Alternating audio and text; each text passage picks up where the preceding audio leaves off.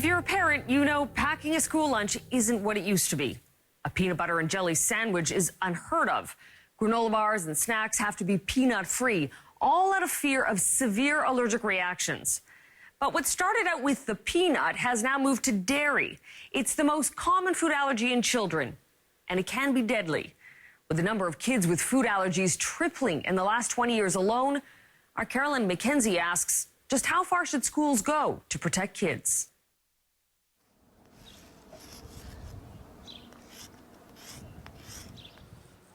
From the day she was born, she was breaking out in hives. Lynn Glover's 7-year-old daughter, Allergy, is part of a real and scary phenomenon. Probably as I was breastfeeding and I was consuming dairy products. The growing number of children with potentially deadly food allergies. You stop and think about knowing a trace amount can cause anaphylaxis.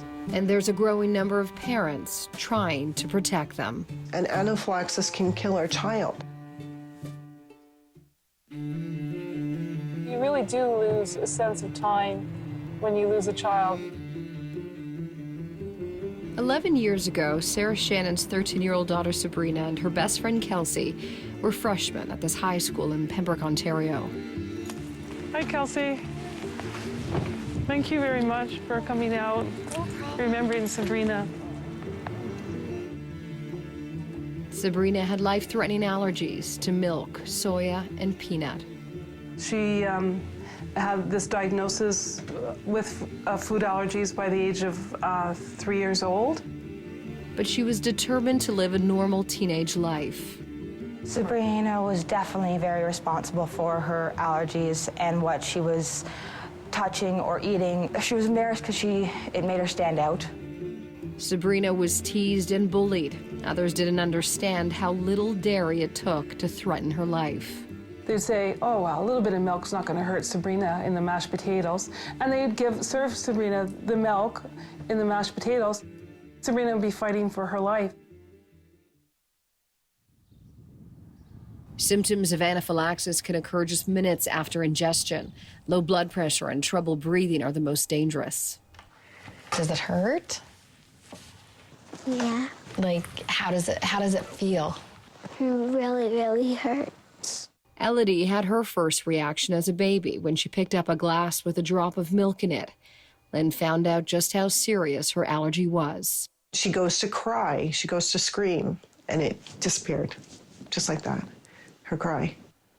What do you mean? Her airway was gone that quickly. With 11 anaphylactic reactions over her 7 years, there are a lot of things Elodie will never do. There's never ice cream with your friends, there'll never be hanging out, having pizza. Or going to school. Lynn pulled her out of grade 1 at this Catholic school last year.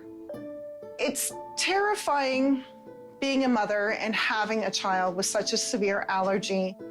So terrifying, in fact, allergies have been called a disability. It limits a person's life. It limits where they go, where they travel, what they eat, and what they do.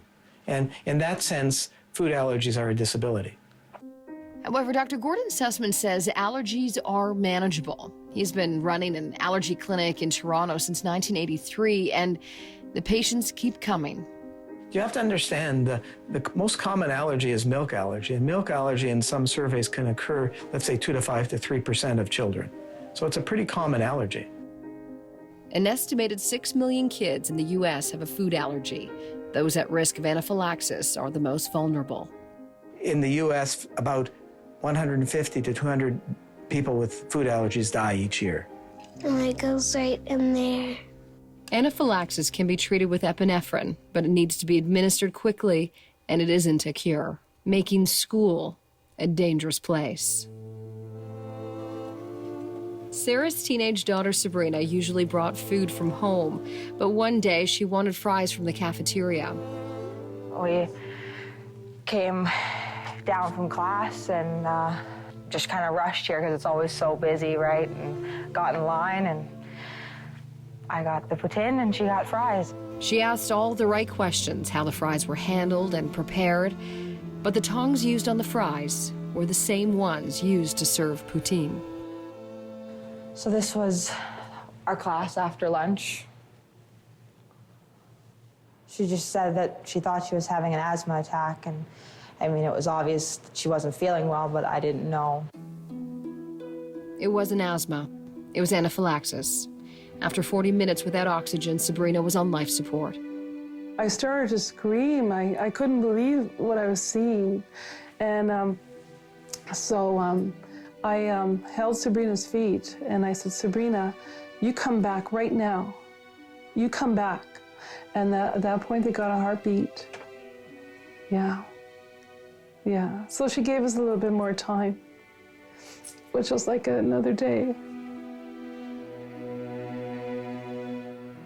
She died peacefully.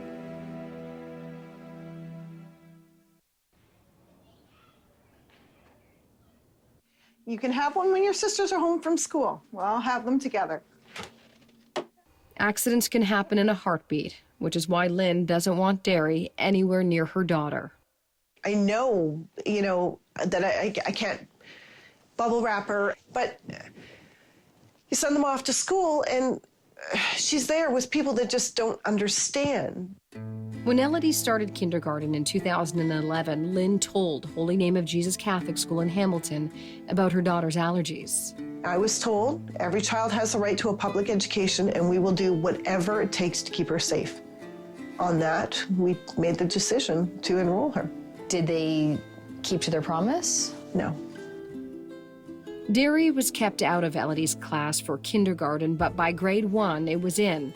It was on the playground, served at school events, and eaten as snacks. While Elodie would never eat dairy on purpose and always has her EpiPen close by, Lynn was still scared. There's a risk. It's there. And it's like, what risk factor do you think is reasonable? The school would let Elodie eat at a separate table or send kids to eat in another room. But what they call accommodation, Lynn calls segregation. Every child likes to go out and socialize and do things with their friends. Jennifer Kirkwood sits on the school's parent council, but more than that, she's a parent. She says there's another side to the story. They tried to work with Lynn, like offering safe foods at functions, but it was never enough. I kind of get what she's going through, but I feel maybe sometimes it escalates a little much. For instance, when the school switched to a dairy-free pizza, at first Lynn and Elodie were thrilled. She thought she was finally going to be able to have one day a month where she could sit with her friends and eat pizza. But of course, the kids that wanted to have milk with their pizza, so they were just put in the other room still. So that was hard. That was really hard. After Elodie suffered multiple reactions at school, Lynn finally had it. Last October, she took Elodie out of class and filed a human rights complaint, claiming the school board discriminated against her daughter. Do you want a ban? I've never used the word ban. I've always, used the word restriction. Do I want restrictions? Yes, I do. What she wants is dairy out of the classroom and school clubs. She says the threat of cross-contamination that killed Sabrina could kill Elodie. Are you overreacting? No, absolutely not. What about if it was your child? Even when Elodie went to clean out the desk she had barely sat at all year, Lynn says she suffered anaphylaxis. I didn't ask for allergies. I was born with them. So it makes me sad when people are upset when my mommy tries to get me back in school. Next, taking the food fight to court. Food kills, and that's what people need to understand.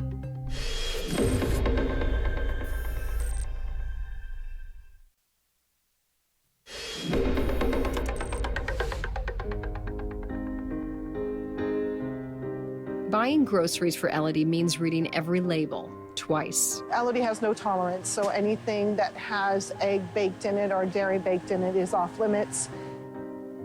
That's because dairy can show up in the most unlikely of places. Salami that contains skim milk powder. And there's another problem. We're serving chocolate milk in the store. Would you care to try some chocolate milk? No, thank you. My daughter has life-threatening dairy allergies. Oh, I'm sorry to hear that. Lynn can protect her daughter, but when she enrolled Elodie at this school, she wanted some assurances they could do the same. It's a tragedy. It's an absolute tragedy. Food kills, and that's what people need to understand. After Sabrina Shannon's death in 2003, Ontario passed Sabrina's Law, requiring all schools to adopt policies to protect anaphylaxis students. Holy Name of Jesus says it did have a policy in place for Elodie. Letters were sent home to parents asking them to avoid food with dairy and egg. Staff were trained to be allergy aware. Safe food was offered at school events. Signs were posted outside Elodie's classroom. And Elodie was supposed to be kept far away from food that could kill her. But Lynn says allergens still surrounded her daughter. What is your biggest problem with how the school has handled this entire situation? Nobody will ever take Elodie's allergies seriously when the school itself continually distributes and sells allergens. That includes allowing dairy into the classroom. Lynn filed a human rights complaint against the school board last year, pulling Elodie out of class. Instead of spending grade 1 with her friends, Elodie spent grade 1 with a tutor. I'd be happy if everything was safe in the school so that I could go to school. The school board turned down our request for an on-camera interview, denying any discrimination, but says student safety is a #1 priority. Nobody can guarantee 100% safety. Human rights specialist Maurice Brenner has worked on similar cases. That's a misconception that a lot of people feel and say that these parents are unrealistic. What they want are assurances that these school boards will put in place initiatives up to the point of undue hardship. That's what the Human Rights Code says, up to that point. He has seen situations like this before, but it almost never goes this far. The tension starts, the conflict starts, people dig in, and the next thing you know, you have an application to the Human Rights Tribunal. There's no quick answer and there's no quick fix. And honestly, the only ones that lose are the kids. For 3 years, Lynn has been locked in a battle with this school, trying to get it to do more to protect Elodie. Dairy is the #1 allergy of children. I mean, we know anaphylaxis is a disability. Schools have the responsibility to accommodate them, and they're not. They don't sell bags of peanuts, not to, downplay any allergy. I know they're all severe, and the school doesn't understand that. Jennifer Kirkwood says she can sympathize with Lynn, but school may be the only place where kids get the dairy they need. Simply keeping Elodie away from it should be enough. Is dairy necessary during school hours? I think that sometimes certain children aren't receiving it at home, so it's more of a nutrition need than accommodating for allergies. Elodie has missed most of grade 1, and now after a year of negotiations and just days before the start of a new school year, a partial settlement was finally reached. Allergies won. There will be no dairy or egg in Elodie's grade 2 classroom. It's still a work in progress, but we're on the right track now. Lunch bags will be checked. No food will be eaten in common areas like the playground, hallways, or gym, and that includes cups of coffee for teachers. I'm not too sure how parents are going to react. They didn't react well. Some parents started a petition calling Lynn a bully, demanding a better solution. I'm hoping, parents understand that, this is for the health and welfare of a child. It's to keep everyone safe. For the first time in nearly a year, Elodie packs her lunch and EpiPen and heads out the door.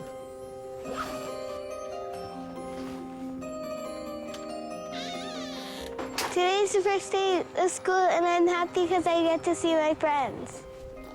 So as schools learn to cope with more students like Elodie, mothers like Lynn will continue to push for change, even if others think she's gone too far, trying to keep her daughter safe.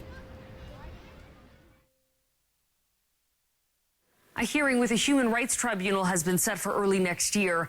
It will decide if Elodie was discriminated against and if new measures should be put in place, like canceling the milk program to accommodate students with allergies.